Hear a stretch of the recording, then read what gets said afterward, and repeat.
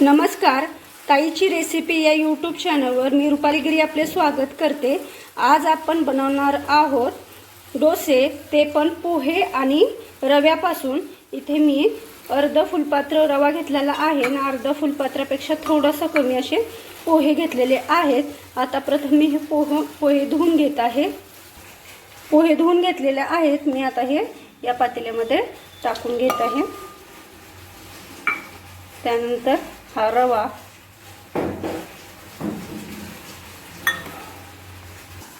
त्यानंतर टाकून घेऊया अर्धा चमचा मीठ। आणि आता आपल्याला हे ताकामध्ये किंवा दह्यामध्ये मळायचं आहे। दह्यात मळणार असेल तुम्ही दही टाकू शकता आणि पाणी टाकून मळू शकता। तर माझ्याकडे ताक आहे, या ताकामध्ये मी ते मळणार आहे। तर मस्त प्रकारे आपल्याला ते हलवून घ्यायचं आहे।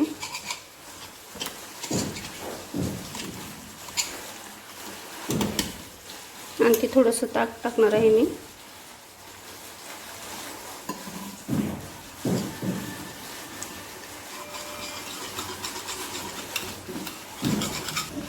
थोडंसं आणखी ताक टाकून साधारण मी एक फुलपात्रभर ताक टाकलेलं आहे।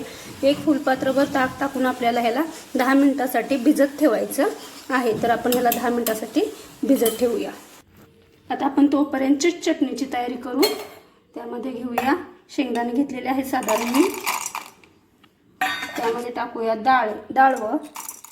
तुमच्याकडे डाळ नसेल तर तुम्ही हरभऱ्याची डाळ भाजून पण टाकू शकता। कढीपत्त्याची 4 पानं, त्यानंतर साधारण मिरच्याचे 3 तुकडे आणि जिरे टाकणार आहोत आपण अर्धा चमचा। आणि मीठ टाकूया साधारण थोडासा एक अर्धा चमचा मीठ टाकूया आपण त्यामध्ये। आणि आता हे मस्त असं पाणी टाकून मिक्सरमधनं फिरवून घेऊया।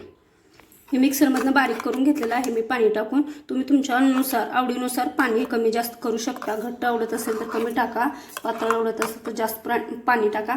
आता आपण यामध्ये काय करूया, फोडणी देऊन घेऊया।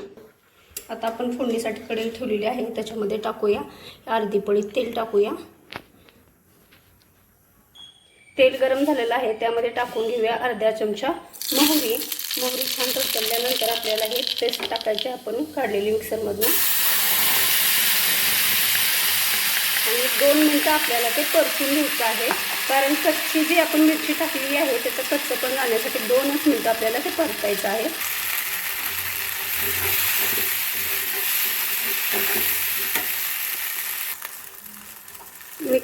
मिक्सरचं भांडं धुवून मी त्यात थोडं पाणी टाकत आहे।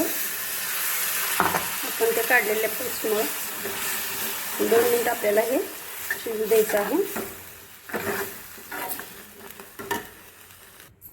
2 मिनिटं झालेली आहे। आता मी गॅस बंद केलेला आहे। आता आपण तयारी करूया डोश्याची। साधारण 10 मिनिटं झालेली आहे, तुम्ही पाहू शकता मस्त असं ते मिक्स झालेलं आहे।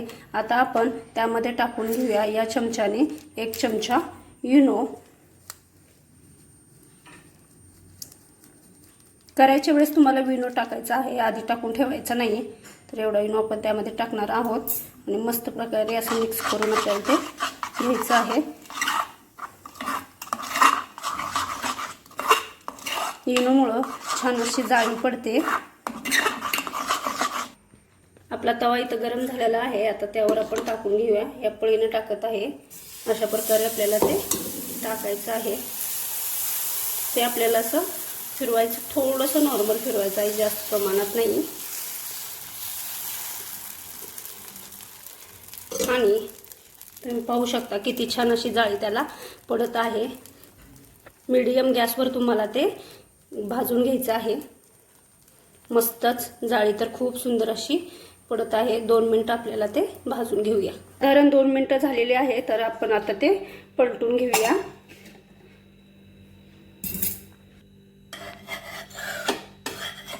मस्त असे काट सोडलेले आहे।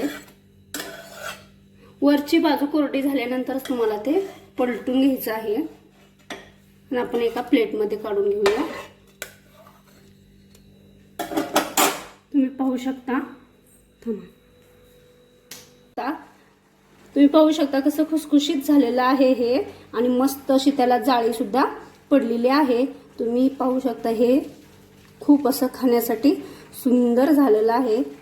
आणि ही चटणी जर तुम्हाला माझी ही डोश्याची रेसिपी आवडली असेल तर माझ्या चॅनलला सबस्क्राईब, लाईक आणि शेअर करायला विसरू नका। धन्यवाद।